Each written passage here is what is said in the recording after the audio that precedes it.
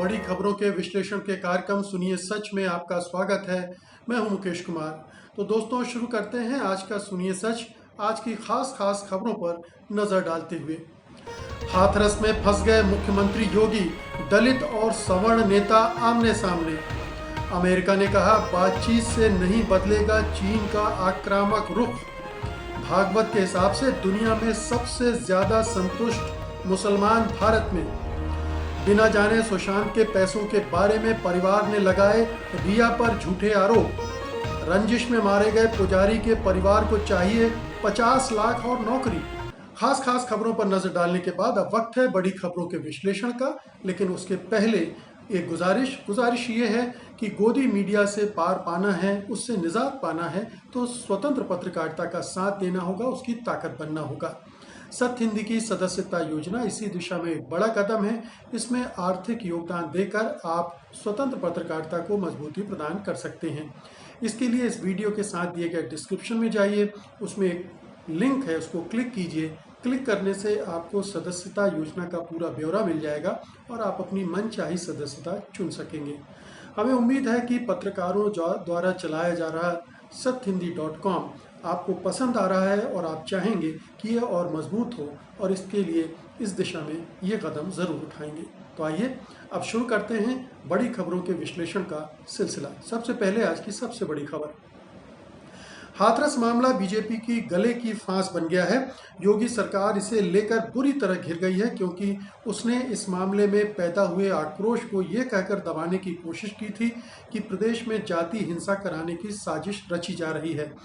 उसके सलाहकारों का कहना था कि इसके लिए इस्लामिक देशों से 100 करोड़ की फंडिंग हो रही थी, लेकिन ये थ्योरी गिर गई है क्योंकि इंडिया टुडे की रिपोर्ट के अनुसार ईडी ने फंडिंग की बात को गलत बताया है।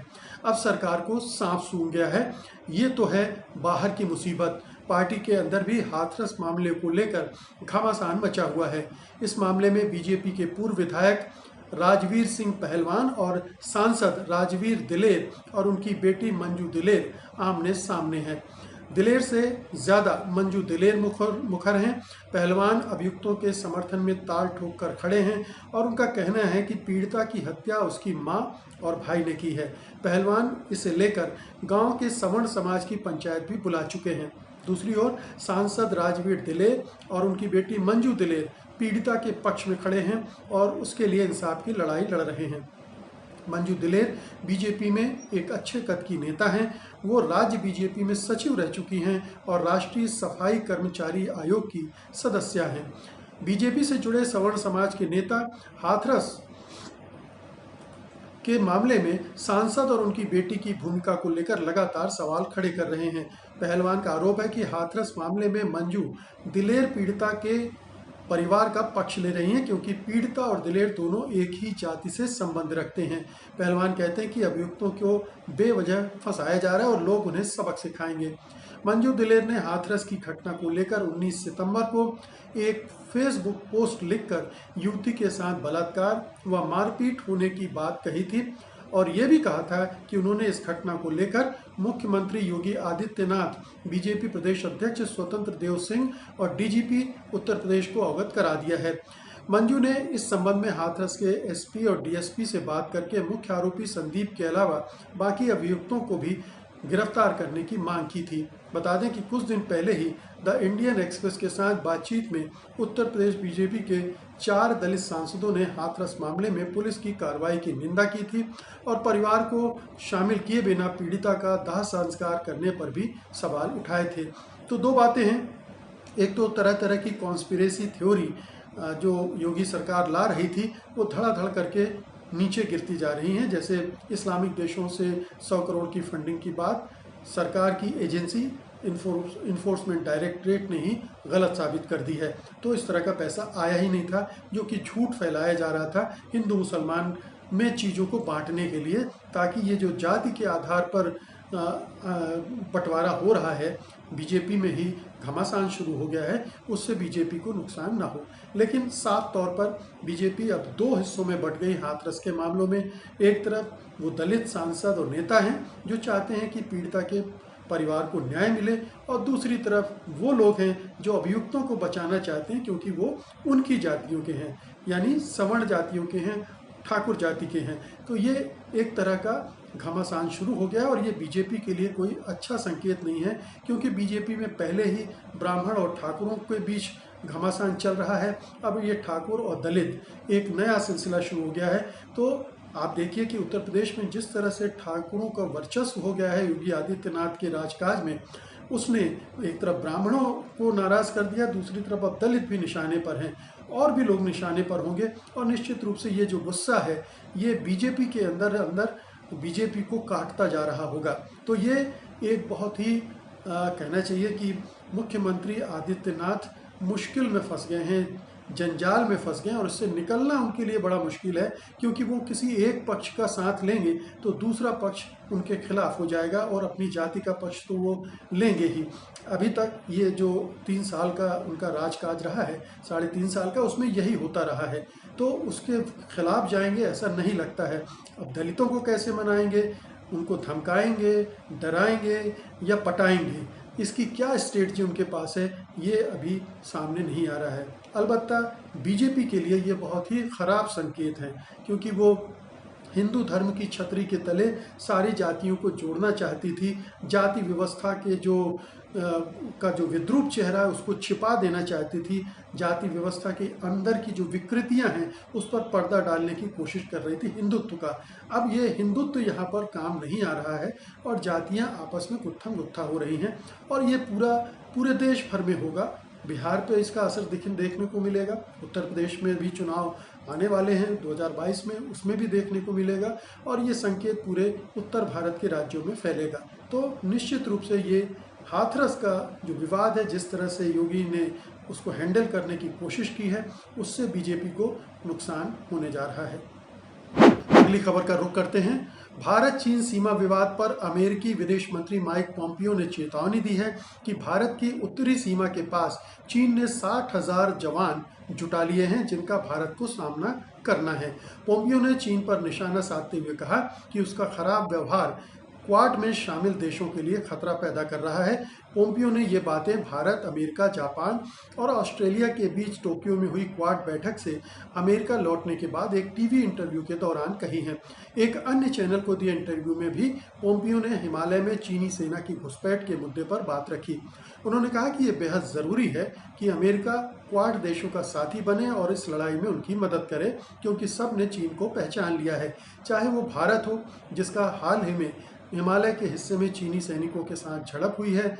चीन अब उत्तर में भारत के खिलाफ बड़ी सेना में जुटाने में लगा है। वहीं ऑस्ट्रेलिया भी कोरोना वायरस पर सवाल उठाने के लिए चीनी आक्रामकता का सामना कर रहा है। चीनी कम्युनिस्ट पार्टी उसे डराने के लिए उगाही की कोशिशें तक कर रही है। तो वहीं अमेरिका के राष्ट्रीय सुरक्षा सलाहकार रॉबर्ट ओ ब्रायन ने कहा कि भारत से लगती वास्तविक नियंत्रण रेखा पर ताकत के बल पर नियंत्रण करने की चीन की कोशिश उसकी विस्तारवादी आक्रामकता का हिस्सा है, और ये स्वीकार करने का समय आ गया है कि बातचीत तथा समझौते से चीन अपना आक्रामक रुख नहीं बदलने वाला है। तो अमेरिका की तरफ से आए ये दोनों बयान दरअसल क्या दिखाते हैं, उसको किस तरह से आप इनकी व्याख्या करेंगे, क्या अर्थ निकालेंगे? तो पहला अर्थ तो ये निकलेगा कि वो क्वाड को मजबूत करना चाहते हैं, चीन का हौवा खड़ा करके। क्वाड में जो सदस्य देश हैं, ऑस्ट्रेलिया, भारत, जापान, उनको डराना चाहते हैं कि चीन इतनी बड़ी ताकत है और इस तरह से विस्तारवादी नीति अपना रहा है, और इनको उसके खिलाफ खड़ा करना चाहिए। उनको उस चीन के खिलाफ खड़ा कर रहा है, क्योंकि अमेरिका ने चीन के खिलाफ अभियान छेड़ रखा है और अभी चुनाव भी है, तो इस तरह के बयान देना उनके लिए चुनावी फायदे की चीज़ हो सकती है।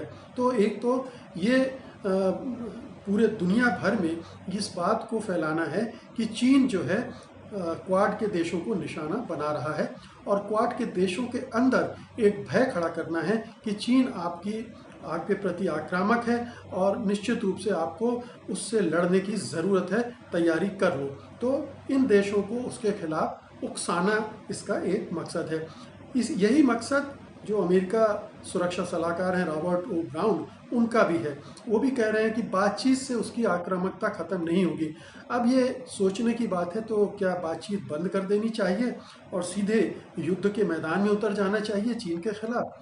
अगर अमेरिकी सुरक्षा सलाहकार के इस बयान को देखें तो इसका तो यही मतलब निकलता है। लेकिन अच्छी बात यह है कि क्वाड के देश भले ही चीन से नाराज़ हों, भले ही चीन को लेकर आशंकित हों और चीन के खिलाफ अपनी तैयारियां कर रहे हों, लेकिन वो इस अमेरिका के झांसे और बहकावे में नहीं आ रहे हैं। अभी जो क्वाड देशों की मीटिंग हुई थी टोक्यो में, वहाँ पोम्पियो की बयानबाजी अलग थी और बाकी देश चुपचाप थे, खामोश थे। वो उतने मुखर नहीं थे, उतने उत्तेजक बयान नहीं दे रहे थे। वो जानते हैं कि चीन इस इलाके का एक महत्वपूर्ण देश है, ताकतवर देश है। अमेरिका दूर बैठा है, उसको कोई नुकसान होने नहीं जा रहा है। अगर हम उलझेंगे, ज़्यादा उकसावे वाली कार्रवाई में आएंगे तो नुकसान अपना होगा। तो ये क्वाड देश जो हैं अपनी समझदारी को कायम रखें, यही इसी में समझदारी है। अपने संयम पर टिके रहें, एकदम से अमेरिकी बहकावे में ना आए, अमेरिका के उकसावे में ना आए और ऐसी कोई हरकत न करें जिससे और भी तनाव बढ़े और टकराव की आशंकाएं बढ़े। तो चीन की इस पैतरेबाजी को, इस बयानबाजी को बहुत सावधानी से समझने की ज़रूरत है। इसमें फंसने की, इस जाल में फंसना आत्मघाती साबित होगा।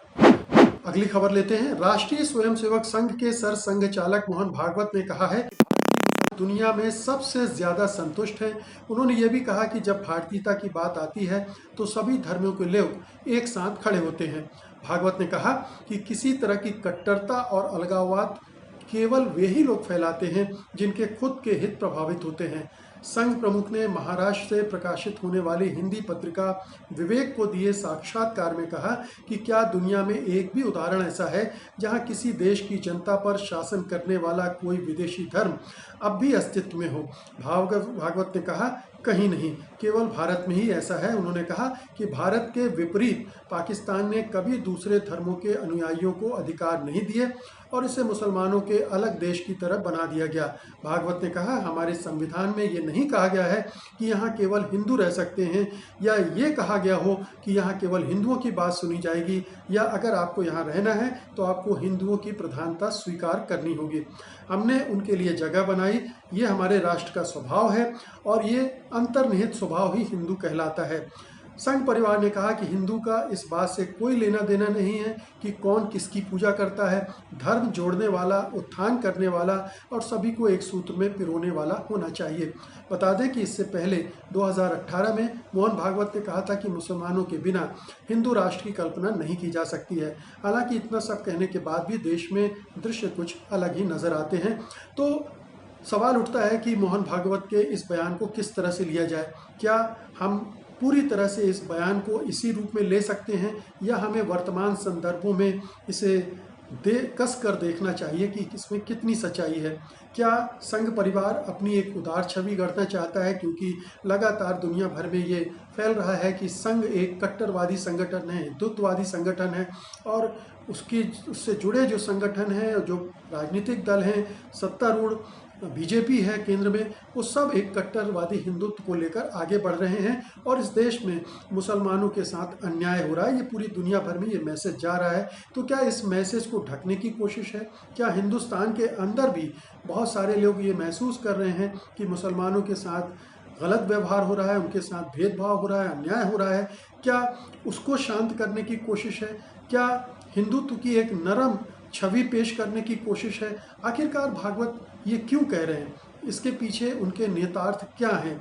क्या अब इसका मतलब ये माना जाए कि संघ परिवार बदलने जा रहा है, या इसको इस रूप में देखा जाए कि संघ के बहुत सारे मुंह माने जाते हैं, कि कहा जाता है कि संघ के कई मुख हैं, वो अलग अलग स्वरों में बोलते हैं और उससे एक भ्रम बना रहता है कि संघ आखिर में है क्या?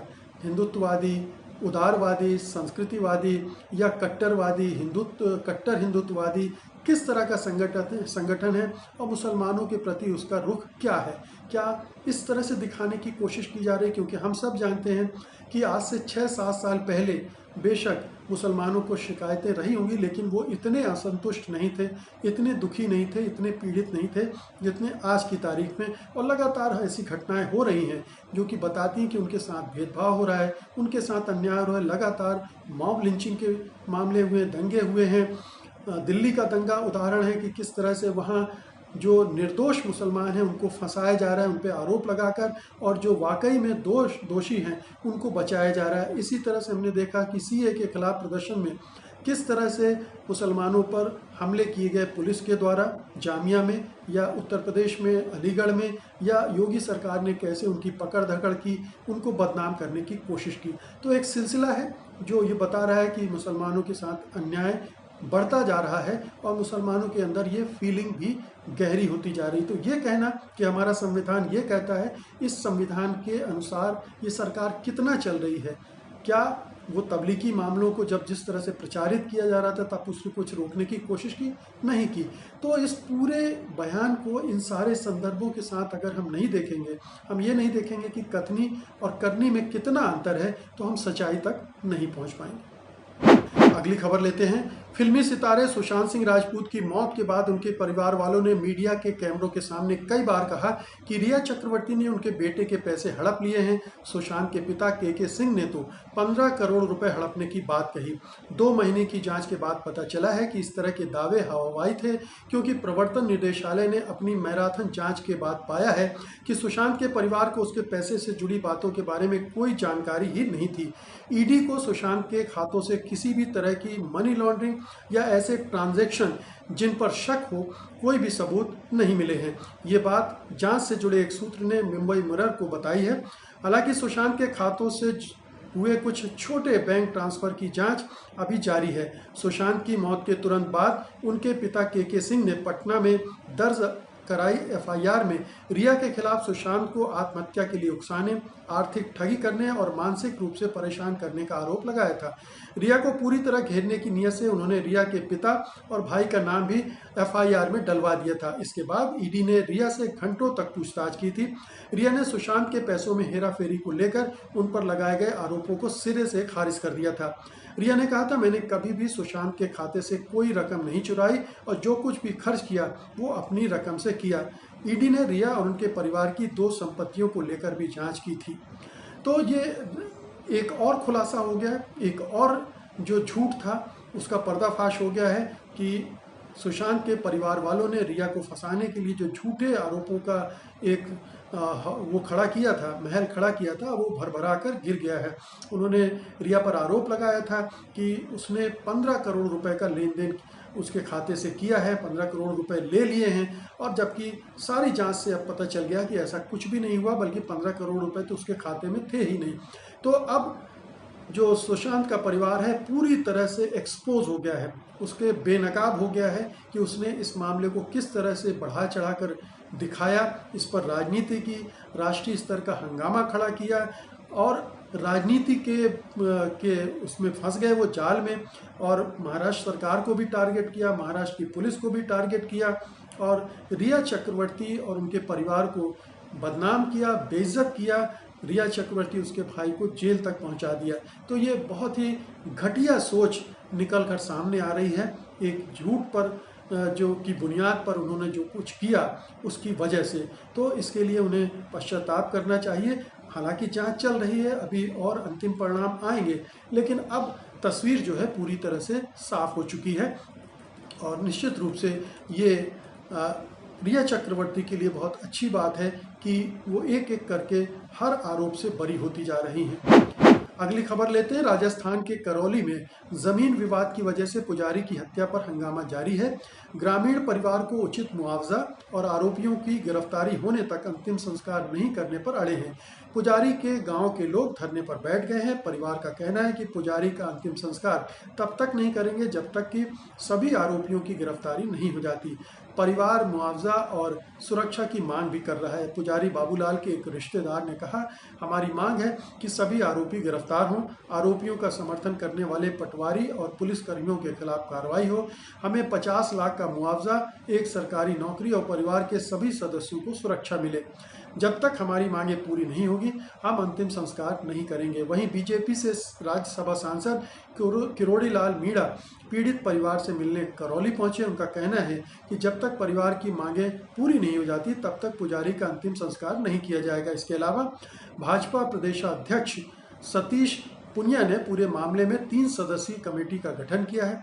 इसमें सांसद रामचरण बोहरा के साथ राष्ट्रीय मंत्री अलका गुर्जर और जितेंद्र मीणा को शामिल किया गया। दरअसल जमीन विवाद पर बाबूलाल को पेट्रोल डालकर जला दिया गया था। जयपुर के SMS अस्पताल में इलाज के दौरान उनकी मृत्यु हो गई थी। पुलिस ने मुख्य आरोपी कैलाश मीणा को गिरफ्तार कर लिया है। बाकी आरोपियों की तलाश जारी है, लेकिन बीजेपी लगातार इस मामले को दूसरा रंग देना चाह रही है। टीवी चैनलों ने इसको पालघर 2 बना दिया है। तो जाहिर है कि ये जो मौत हुई थी, जो हत्या हुई थी, वो ज़मीन के विवाद को लेकर हुई थी।